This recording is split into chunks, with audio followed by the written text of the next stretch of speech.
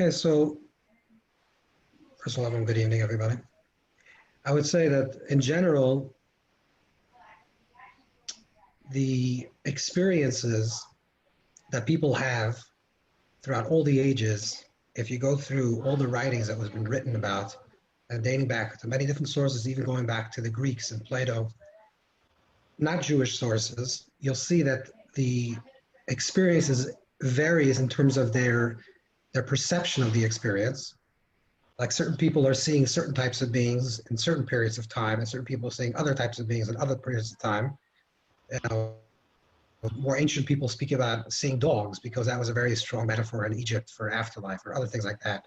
So when we enter into the process, the Torah tells us that a person cannot see me and live. And the depth of that idea is because when you're seeing God, since God is everything, it's impossible to, in other words, you can't see your own eyes. When you're saying that you're seeing God, that means you're a separate being that's experiencing something that's outside of yourself. And in life, we function in a place of duality, that the world functions as a place of an up and down and a past and a future and a black and a white. Everything works in a place of what the Kabbalists or the Kabbalistic sources talk about as the tree of knowledge, good and evil, which is the world of duality and separation. So in the world of separation, there's an object and a subject, and we're experiencing things. But the most subjective part of the self is what we'll call the ego, or in traditional Jewish writings is called the nefesh, the very raw energy of the body, of the consciousness, of the ego. And because we experience life through the prism of the ego, we can never get really a true full experience of the divine. We can pray to Hashem, we can pray to God, we can study Hashem's Torah, we can do a mitzvah, a commandment, we can connect to God, but there's always a certain sense of a separation between us, between creation and the creator. Now that's on some level an illusion or perception that occurs in the world of duality. In the world of the tree of life, there's actually only one, there's only God. And the perception from God's perception, as it were, from the place of the tree of life, that everything is just one singularity, one unified whole. But we function in a place of duality, and the duality, because we have the brain and our ego, we create separations. So when a person is alive, they can slip into certain levels where their ego is completely transparent and they have higher levels of experience. But generally, when a person is dying, going through a near-death experience, which is spoken about even in the Talmud, the Gemara mentions it, the Talmud mentions it, the Zohar mentions it, many sources speak about this idea, but the construct of the idea is that when a person is going through death, which is the brain is sort of shutting down, the physical brain, which is more like a jamming system, as opposed to it's not an origin. It's not the origin of thought, or memory, but it's actually the jamming system that allows certain thoughts to filter through to become conscious memory. So as that mechanism of the brain, of the ego, is shutting down, so what the Zohar says, that as a person is leaving this world, a person does not leave this world until they encounter the divine presence, which is called the Shekhinah, which is sort of like a feminine aspect of the divine. And that in itself is a big conversation. What exactly this means, we'll just say it like the way it is, that it's the Shekhinah's presence. That's the first encounter that a person experiences. And depending on the person's attachment to their ego, just like there's a positive near-death experience, there's actually a whole another genre of literature, which is an inverted near-death experience, where people are going through the experience, instead of experiencing this as very pleasant and interpreting how they're interpreting through the prism of their own narrative as a pleasant experience, they actually see it as something that's overwhelming and threatening. And in the language, the way the Zohar frames this, is that because a person sees the presence of the Shekhinah, im zacha, if a person is refined, a person lives an elevated life, a higher level of consciousness and a certain connection with the Achdas Hashem, with the oneness of God, a person cultivates that awareness throughout life. So as they're asked, because the body is shutting down and the ego is shutting down, as they're asked to relinquish their ego, it's actually a pleasant experience. So as they see im zacha, if they're refined, they merge into the light. They're not yet dead. They haven't yet passed into the future life, and they still have a body that's still functioning and still breathing and still beating on some level. Even if the brain seems like it's flat and there's no movement, but there's still some level of consciousness that's still part of the body. So as they're leaving the body, they're starting to experience of what will be like an intimation of what they're going to experience when they finally leave the body. So that could be a pleasant experience, depending if a person has transcendent experiences, the dominant feature of a person's life is connected to something that's transcendent of themselves, and they live beyond their ego and beyond the capacity of just of the ego about self and I, but they cultivate a higher sense of awareness. Then when they're asked to surrender that ego, and ask is not, that's a question, but they're literally going through this process that they're forced to let go and to go higher. This can be a very pleasant experience where you're feeling embraced and loved and all these experiences that was described. And in Chazal, in the writings of the sages of the Talmud and the Zohar and the writing of the Kabbalists like Rizal, etc., there's an elaborate explanation of the details of the experience that a person experiences once they pass on. Like a life review, but not a life review in a way that you're seeing in a sequence, but like an instantaneous life review of everything that ever occurred to you. And you're actually asked to judge that life. In other words, how you lived your life, how you're connected to that life. So there's all different experiences. And we talk about angels and winged creatures. These are all obviously metaphors of a spiritual reality, but we don't have the language and the capacity to translate it in any imagination. We can experience it. And this is why even the great prophets of old that really experienced high levels of prophecy, like Isaiah and Yechezkel and Yirmiyahu, the great prophets of old, that when they came out of their experience, they each spoke about it differently, even though they experienced the same thing, but each one is coming in the language of the Talmud. One is like a boy in the city, and one is like a little boy in a town, in a village. So the villager is more impressed with certain imagery versus the townsperson that's impressed with other imagery. So they translate their experience in language, and then it seems to be like a little inconsistency. But in the general understanding of the process, everything is actually correct. These are all the experiences that we go. We do experience angels, we do experience souls, we connect with souls that are connected to our own life journey throughout life. This goes back to the great soul of Adam, where souls are all unified and then they're broken apart in different parts, and different root souls that return back to their souls. And we translate all these experiences in terms of light and wings and sound. These are just, these are like the highest forms of metaphor that we can translate. For example, we'll talk about music, which the doctor talked about a lot, that we heard vibrations and sound. You know, we believe that everything is a vibration, everything is a sound. God creates the world through vibration, through speech, through music, through singing the song, singing the world into creation. And the prophets of old, when they really experienced prophecy, it says that they had to play music to be induced into a prophetic state. And Navad Sakaidish, other great tzaddikim righteous people write that either it's to create the context for them to receive prophecy, or actually that's the language of the higher realms, that they actually needed the music to continuously be played as they're experiencing prophecy, because that's the language. And there's one sweet little image says that's why little children love music. If a child, you find a child that's very anxious and you want to put the child to sleep, you can still sing them a lullaby. And the mystics say that's because the music is a sound that they're familiar with. They come from the world of music. And therefore, when they're just born into this world, they're hearing other cacophony of other crazy sounds. And if you sing them a gentle song, you're reminding the child on a subconscious level, reminding them of the world they came from, and that soothes them. So there's definitely a lot of ideas that are explained in detail.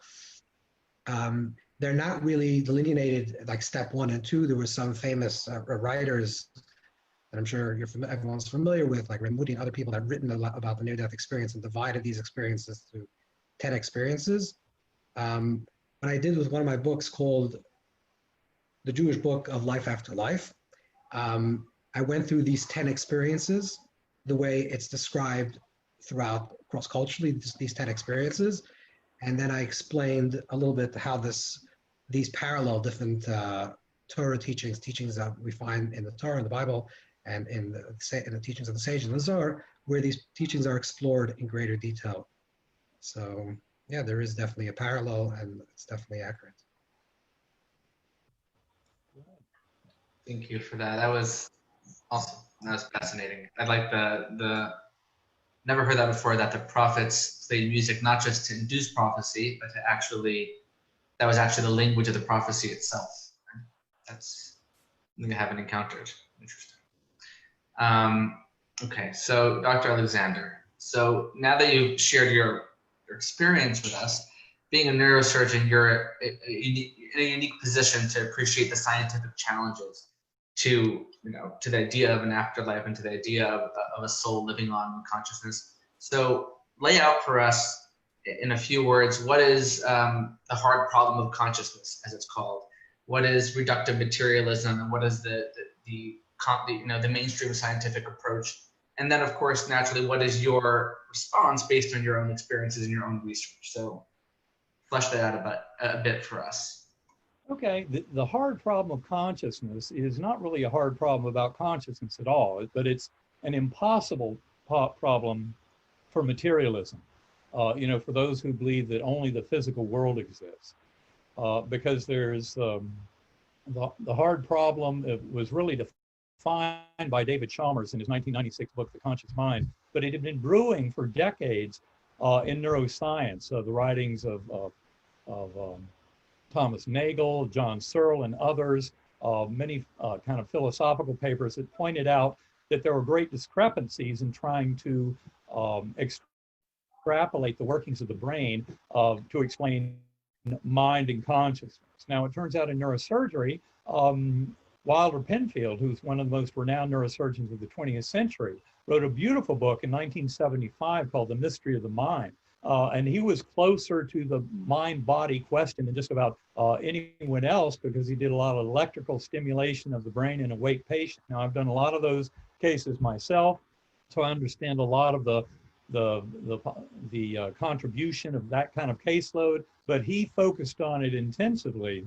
And basically, his book in 1975 made it very clear that you cannot fully explain the workings of mind from workings of the brain alone. And there were many reasons he went into in his book while that was true as a scientific observer. Now, it turns out that things have gotten a lot more powerful in terms of my position on this since Penfield's time, especially because a lot of the evidence for non-local consciousness, that is telepathy, remote viewing, that is the ability to discern information at a great distance, like around the world or across the solar system, just through specific methods of going into a mindset and gleaning that information. Precognition, knowing the future. I mean, that's been scientifically demonstrated in many studies. Psychokinesis, the ability of people to manipulate matter with their mind. That's another example. There's this growing host of scientific examples of consciousness independent of the physical brain and not stuck in the local here and now that has grown up in the last 4 or 5 decades. In addition, has been work in quantum physics, which quantum physics in many ways is the most fundamental presentation of the mind-body question about our knowledge about the universe and about the physical universe. And quantum physics very clearly to the early investigators showed that mind is something that is not derivative from consciousness, but is a primary constituent of the universe. In fact, Erwin Schrödinger wrote a beautiful essay about, or it was actually a short book about kind of the one mind and the nature of consciousness. And so all of this has converged in recent years, the scientific consilience of agreement from quantum physics, from the hard problem of consciousness, when you get into the details of why the brain cannot fully explain consciousness, combine that with all the evidence for non-local consciousness. And what we realize is and then of course you add in the substantial evidence for mind over matter in the science of medicine. Placebo effect.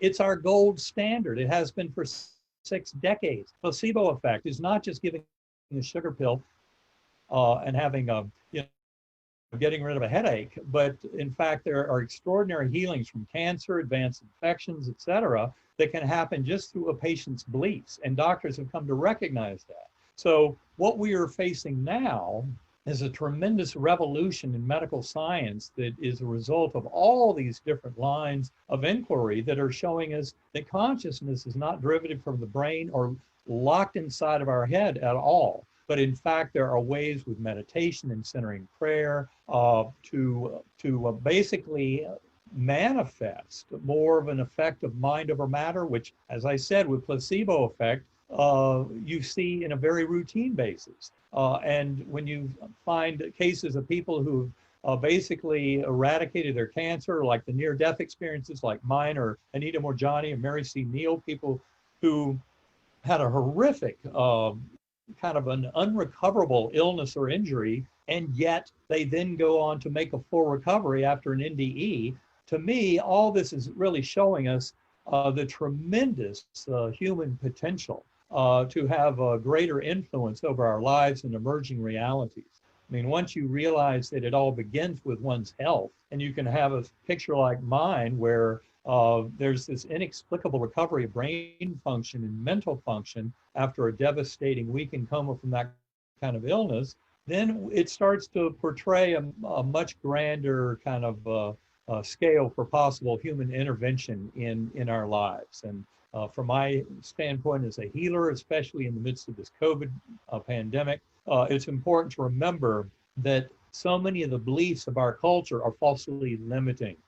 And I think we're just beginning to uncover much more about human potential through a lot of this kind of investigation. But I hope that kind of gives you an answer to the hard problem and some of the other features of modern consciousness studies.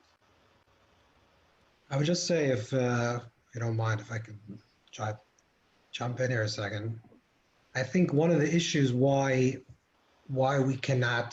science will never understand consciousness is because it's like the thing trying to understand itself.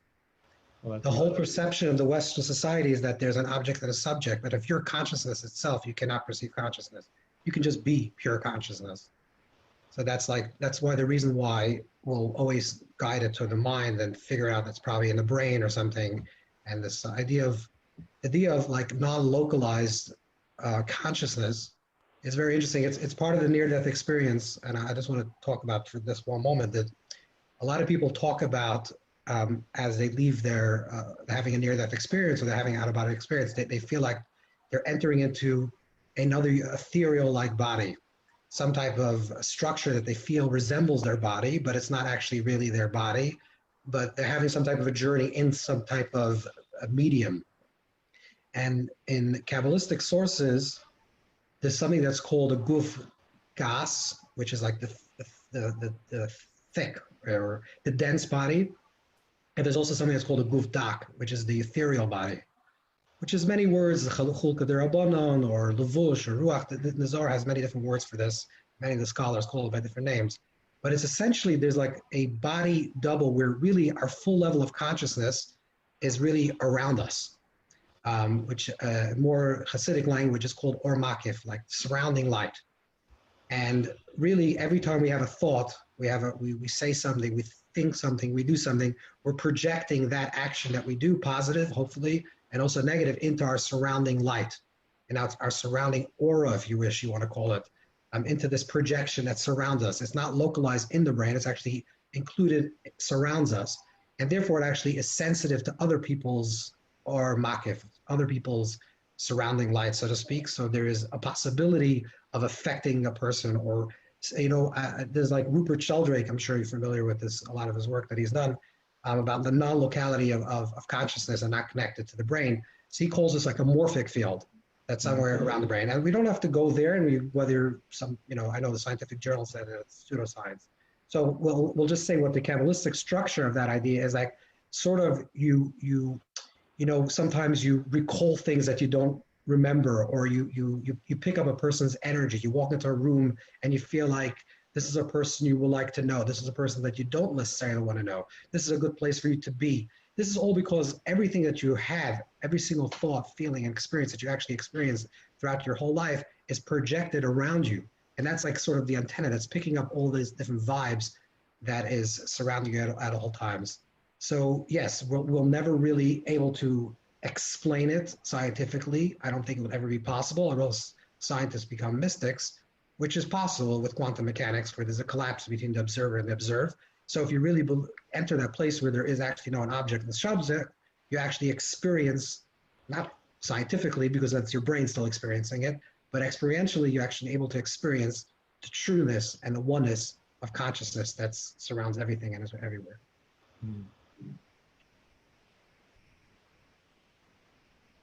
Jump in here a second. I think one of the issues why science will never understand consciousness is because it's like the thing trying to understand itself. Well, the whole perception of the Western society is that there's an object and a subject, but if you're consciousness itself, you cannot perceive consciousness. You can just be pure consciousness. So that's why the reason why we'll always guide it to the mind and figure out it's probably in the brain or something. And this idea of like non-localized consciousness is very interesting. It's part of the near-death experience, and I just want to talk about for this one moment that a lot of people talk about as they leave their having a near-death experience or they're having an out-of-body experience. They feel like they're entering into another ethereal-like body, some type of structure that they feel resembles their body, but it's not actually really their body, but they're having some type of a journey in some type of a medium. And in Kabbalistic sources, there's something that's called a guf gas, which is like the thick or the dense body. And there's also something that's called a guf dak, which is the ethereal body, which is many words, the chalchulka derabanan or levush or ruach. The Zohar has many different words for this. Many of the scholars call it by different names. But it's essentially, there's like a body double where really our full level of consciousness is really around us. Which more Hasidic language is called or makif, like surrounding light.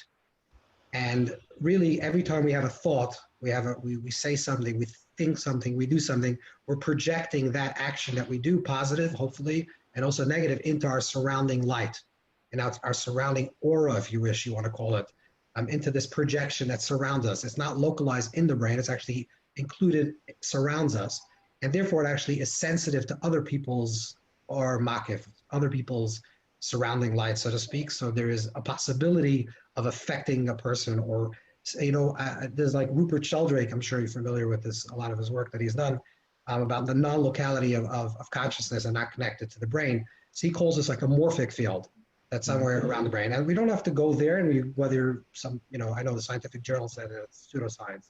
So we'll just say what the Kabbalistic structure of that idea is, like sort of sometimes you recall things that you don't remember, or you pick up a person's energy. You walk into a room and you feel like this is a person you would like to know. This is a person that you don't necessarily want to know. This is a good place for you to be. This is all because everything that you have, every single thought, feeling, and experience that you actually experience throughout your whole life is projected around you.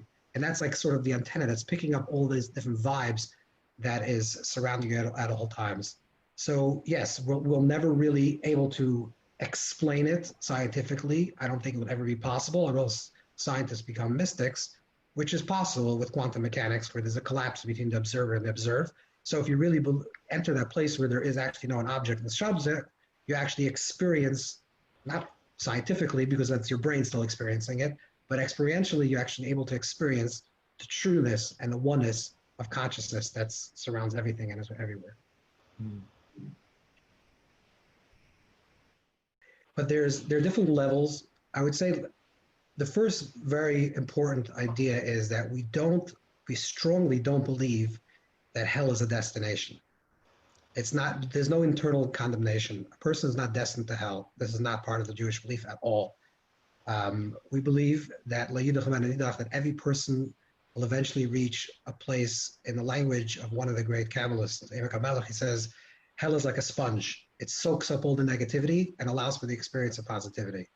Let me just give you a very, very simple analogy of that. And there's different words for this. There's like kafakela and chibar kever. There's many different Hebrew words that talk about this experience. But essentially is what has to occur is that the individual self, with the entirety of all a person's memory, positive memory, which means good action, good deeds, mitzvahs, prayer, tefillah, all these things that a person does in their life, that is positive, that connects himself, it becomes part of your consciousness, part of your memory. That individual memory becomes part of the collective memory of God. I'm just giving you a very simple analogy of this. So imagine like a little tiny part becoming part of the entirety. But that part of the divine is pure, is holy, is noble, is good. There's nothing evil and wrong and bad, etc. So what happens when a person lives their life and they, 80% of a person's life is positive and holy and noble and filled with Torah and mitzvahs, etc. And a person's living a high level life. But, 20% of his life or her life is like, cheating, lying, hurting other people, whatever. You can use your imagination of what the negative things that the person does. Now, those negative things, while they're part of your conscious memory, they don't have a place in eternity. Just try to go along with this analogy. So the process of hell, of Gehenom, is really a refinement of the self, which is the totality of self, because the totality of self survives death, not just a part of self. The totality of self survives. So that the parts of self that are connected to the ego, connected to negativity, connected to averos, connected to sin, connected to negative things that are part of your memory, those have to be expunged. Those have to be let go of, because they're not nitzchi, they're not eternal.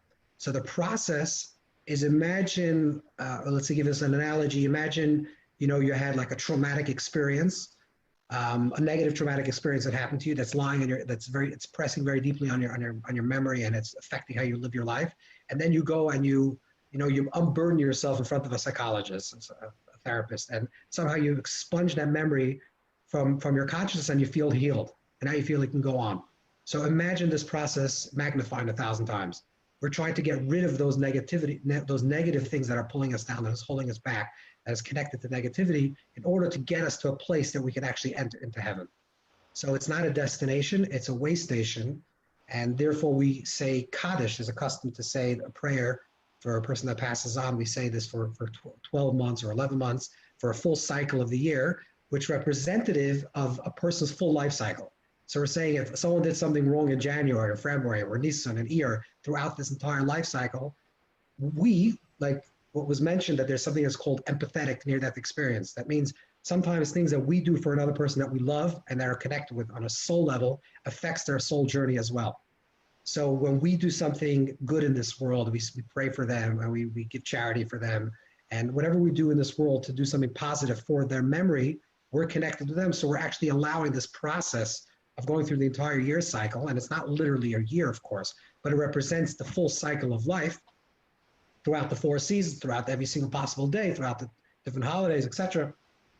We're going through that life cycle, and we're saying this, through this period of this 12 months, the soul will be released of all its things that are negative, and we are going to do in their memory to help this process, to help this, because we have this empathetic relationship with them.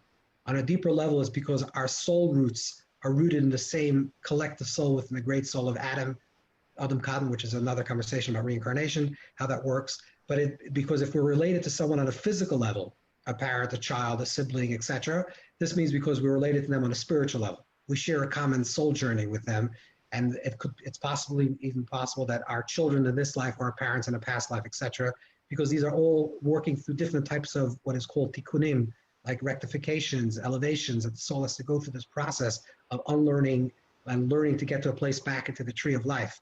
So as it's going through the subsequent lives, this is the idea of working on ourselves. And you mentioned in the beginning that a lot of the like the idea of the giving of the Torah was actually a near-death experience, a collective near-death experience, because they all had an out-of-body experience, and then they were thrust back into the body. Because the intention is really, as we're living in this physical world, is really to transform this world. So these experiences that we have, the heightened experience that allow us to dip into the world of higher consciousness, whether it's through prayer or through study or any other type of technique that you can enter into that is actually part of the world of reward. And we're our job in this world is, of course, we have to know the reward, so it will give us more incentive to do the work, but it's really to transform this physical world, to make sure that we're doing this world, we're transforming the physical world that we're in our body. In the physical world, we're transforming into a holy place, into a wholesome place, into a joyful place and a place without hate. In our lives and in our own journeys, all of our uncertainties about these subjects, what would you say is the value of that? All right, Vincent, I guess you could try to take that one first. This is I actually just wrote a book about this. So it's a big topic. It's really a big topic. And it's all about doubt, about the month of others, all about doubt. So there's two types of doubt. I mean, there's what we'll call negative doubt and positive doubt. Negative doubt is, I don't know what to do, therefore I do nothing. I can't understand, therefore I understand nothing. So what it does, basically, it cripples you. It holds you back from learning. But there's a type of doubt which is called a positive doubt, which is rooted on the level of other, which is the month that we came from a few months ago, which in Hebrew is, in the language of the Zohar, is called Reish Lo Yada. It's the head of God that does not know itself, so to speak. Which means that there's a place of very, very deep not knowing, but the deepest not knowing allows us to probe even deeper. The moment we attribute an absolute understanding to what we know, we never open ourselves up to something that we don't know yet. So doubt, sveika, safek, can actually open you up. It can open you up and say, okay, I know what I know today, but if I know what I know tomorrow is exactly what I do yesterday, then I haven't grown. So every day we have to open ourselves up and say, okay, I know what I know up until this point in my life, but how could I open myself up to even know even more? So there's a phrase in Hebrew that's from the earlier Gehenom, that from early writers, that says, the ultimate of knowing you, God, is not knowing. But it's a knowing that we don't know. So I know a little bit, then I know that I don't know it, then it allows me to know it a little more, then I know a little more. And this is a constant dialect. You're constantly growing from a thesis to antithesis to synthesis, and we're constantly evolving. So we should never be stuck and open and say, okay, I know what I know in my life. These are experiences that I can't have. These are experiences that are not for me. Maybe these are for great mystics or people that had some type of traumatic experience. And I see somebody asking, why do certain people have this experience? So according to the Zohar, according to the spiritual teachings of Judaism, it has to do with a certain life purpose, that sometimes a person achieves a certain tikkun in this world up until the level that they're supposed to reach. Theoretically, they're ready to move on to the next life, and then they come back down for another purpose. And a lot of times people that actually go through these experiences speak about a change in their lifestyle, that before they thought this thing has value, now the next thing, now they realize that other things have value, other positive things have value. So it's a learning curve that we're constantly learning. And the truth is, this is the way we're supposed to live. We're supposed to always live with an openness to what is possible. I'll just conclude with a very sweet story. The founder of the Hasidic movement, the great tzaddik, the great holy man, the Baal Shem Tov, which many of you heard of. So the Baal Shem Tov was this great mystic, and he had a daughter, and he was looking for a match for his daughter. So he went to the yeshiva, to the school, the academy, and he said, "Tell me, who's your best boy? I have a special daughter. I need the top genius in the school." This is a few hundred years ago. So they pointed out to the head of the academy. The Rosh Yeshiva said, "This boy, his name is Yechiel. He's the top boy." So he goes over to this boy and says, "Yechiel, what do you know?" He says, "I don't know anything." He says, "Did you learn anything yesterday from your teachers?" He says, "Yeah, but I don't remember. I don't know anything." He says, "That's the guy that I want." And a person is ready to say, "I don't know yet anything. I'm still open to know more." This is a person that will grow. So this is a holy doubt, the holy doubt that allows us constantly to grow and to progress and always go deeper. Never to be sufficient with our knowledge, never to be sufficient at the level that, on the spiritual level that we have reached. Always say, how could I get a little deeper? How could I go a little deeper? If today I didn't grow over yesterday, then why was I alive today? If God gave me life and gave me and potential to exist and says, I believe in you, I'm giving you another day to grow, then we have to make sure that we're constantly growing, constantly moving, constantly evolving, constantly getting higher. And therefore, you'll eliminate all the karas, all the negativity, and you'll be in a place of total transcendence. So we stay up the whole night and we sit and study or learn, whatever we do. And then we receive the Torah in the morning when we're awake. And the intention is because God says that it's beautiful to have spiritual experiences outside your normative consciousness in a dream. But I want you to have spiritual experiences in your normative consciousness. And that's the top, that's the ultimate. The ultimate is not that we have experiences in a dream state or in a separate experience that you know, we dedicate 10 minutes a day, an hour a day, and say, okay, this is the time I'm going to experience divine. I'm going to try to have experience of God. But the ultimate experience of God wants to be experienced is that in every single moment of life, while you're awake, while you're talking to a friend, while you're doing business, while you're doing research, whatever you're doing in this world, you should be God conscious. You should live in the presence of Hashem. And this is the highest level of receiving the Torah. So we have to remember that the ultimate is to experience and to bring down godliness in this world through Torah and mitzvahs and the actions that we do in this world, the studies that we do in this world, to make this world and transform this world into a holy and beautiful